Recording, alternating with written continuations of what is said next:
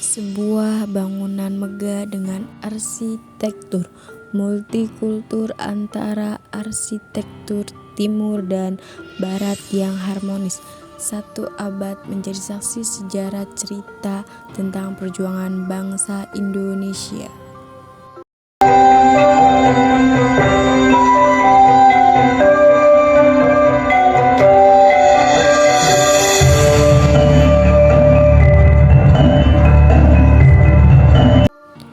Pembangunannya merupakan bukti konkret tentang wacana pemindahan ibu kota Hindia Belanda dari Batavia ke Bandung.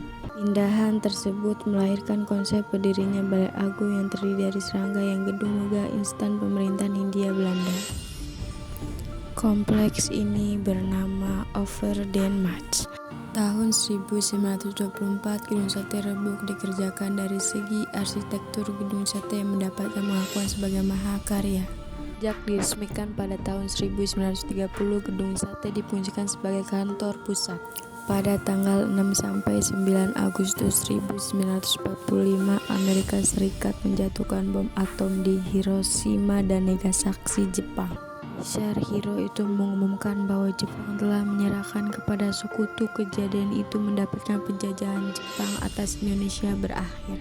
11 Agustus 1945, Indonesia diwakilkan oleh Soekarno memproklamasikan kemerdekaannya yang dilanjutkan esok harinya dengan menetapkan Undang-Undang Dasar 1945. Pada tanggal 7 Desember, pasukan sekutu menyerang Gedung Sate.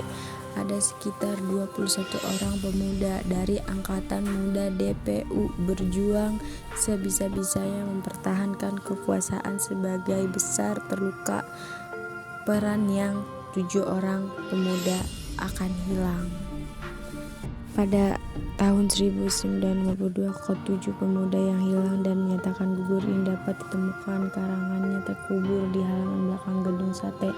Kerangka ini kemudian dipindahkan ke Taman Mahakam Pahlawan Ciputra. Haji Juanda menjabat sebagai Menteri Pekerjaan Umum. Tanggal 3 Desember ditetapkan untuk diperingati sebagai Hari Kebangkitan Pekerjaan Umum. Setelah lama digunakan sebagai kantor Departemen Pekerjaan Umum serta segala pencapaiannya yang masih kita nikmati hingga sekarang. 1980, Gubernur Jawa Barat Akan Kunapi memindahkan kantor Provinsi Jabar dari Gedung Bertemu di Jalan Raja ke Gedung Sate. Dan sejak saat itu Gedung Sate identik dengan pusat pemerintahan Provinsi Jawa Barat. Pada tahun 2017, Gedung Sate mendapatkan status sebagai bangunan cagar budaya nasional dari Kementerian Pendidikan dan Kebudayaan Republik Indonesia. Gedung Sate mekar yang klasik tak legah oleh waktu.